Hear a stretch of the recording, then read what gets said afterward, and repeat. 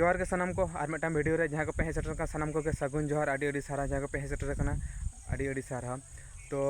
नवा साइड रे जहाँ स्क्रीन रे फोटो पे नेले नुई दो होयुक कना मौसुमी मुर्मू तो नुई बारे तेगे मिद बार कथाñ मेना तो उनी बारे तेगे मिद वीडियो दो नवा दुñ बनाव के आ नुई दो मिट्टान होयुक कना फुटबॉलर प्लेयर कना तो उनी दो नवा वेस्ट बेंगल मेदिनीपुर सालबुनी थाना रनिक कना और उनी दो होयुक कना सुब्रतो मिश्रात कना सुब्रतो मुर्मू मिश्रात कना जहाँ दो ईस्ट बेंगल टीम रे सुब्रतो मुर्मू हितो खेल कना तो मांग तो ईस्ट बेंगल टीम रे नुई मौसुमी मुर्मू से मई गिद्रो खेलते और नितो दो उनी दो इंडिया टीम रे उनी सिलेक्शन होय कानते चांस ए नाम कदा ओना खातिर ते आड़ी गौरव ना कथा कना कि अब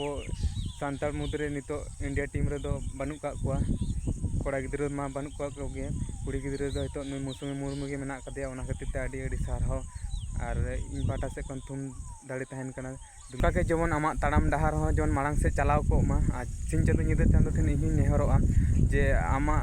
ताड़ाम डहार जेमन आरो मांग सेट को इदी दाड़े मा जहाँ तने दुख विपद हिजुआ होना को जतो को सहा का मा तो आड़ी गौरव ना कथा कना मई गिद्रे जे तेहेñ आम इंडिया टीम रे सेलेक्ट करते तेहेñ आम इंडिया रेना खेल दाम नाम कदा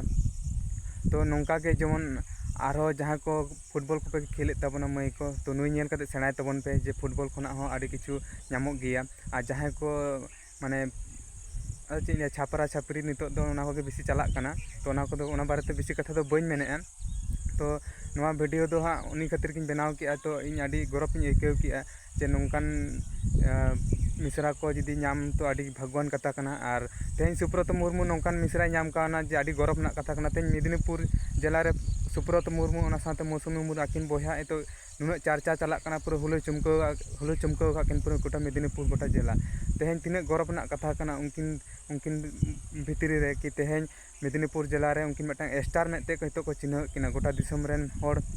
हयतो बांको चिन्ह का किरें तो मेदिनीपुर जिला रे नितो तो प्रत्येकटी ओड़ा ओड़ा को चिन्ह का किना जे उनकिन तो बोया हितो चेत किन चिकैया फुटबॉल खोना नेल पे आपे हो सेणाय तबन पे फुटबॉल रे कि तिने किछु नाम दाड़े तेहेñ आकिन बोया तेहेñ बोया सपोर्ट तहे कानते उनी मिश्रा तेहेñ उन लाहा से सेन दाड़े कादा सपोर्ट जुदी बांग तहे कोआ तो उनी लाहा से बाय सेन दाड़े किया तो ओना मा आड़ी गौरव ना कथा कान गे जे आम सपोर्ट से फैमिली सपोर्ट नाम कते आम लाहा से सेन कना चे उनको फैमिलिया सपोर्ट तिसो आलम रापुत तको तिसो आलम बाड़ी तको तो आम चेतारे नितो आड़ी गान होड़ हितो कोयो रे मेना गा कोआ जे आम भागेम खेल मा और अब समाज ना भागेम कामिया इनिन खोजो इंडिया टीम जेमन दाड़े कते गे हिजुक मा और 9 जुलाई मेटा मैच तहे कना ओना रे म्यांमार बारे को गोल ले थे इंडिया मेटान तो ओना को जहाँ कान गे तेहेñ 12 जुलाई कना तेहेñ मेटा मैच मेना कदा तो तेहेñ मैच रे जेमन दाड़े कते गे जेमन को रुवाड़ मा जेमन को दाड़े मा तुम दाड़े आस तहन कना तुम तहन कना जे बंगा बुरु ठा नेहर तहन कना जे इंडिया टीम तेहेñ जेमन दाड़े को माय और इंडिया टीम तेहेñ जेमन भागे को खेल मा आ तेहेñ ठीक 3टा तारासिंह हाँ 3टा PM रे तेहेñ खेल मेना का जहाँ को पे बड़ाया से बांग पे बड़ाया तो आपे गूगल से सर्च करते नेल तबन पे आ नवा वीडियो आड़ी लेट ते बनाव होइना तो नवा वीडियो लेट ते बनाव होते ते इकाñ खोजोग कान तबना तो जहाँ को पे सपोर्ट कान तबना कमेंट करते लay तबन पे आर को बांग पे सपोर्ट कान तबना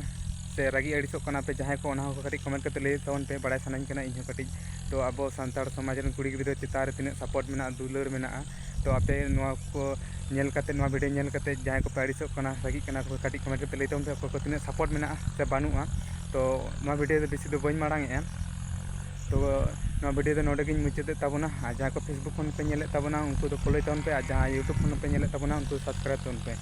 नवा वीडियो दो नोडे गिन मुचाते मारांग बुरु हिरले मेन कते नवा वीडियो दो नोडे गिन मुचाते मा तबे सानम को जोहार मारांग बुरु हिरले।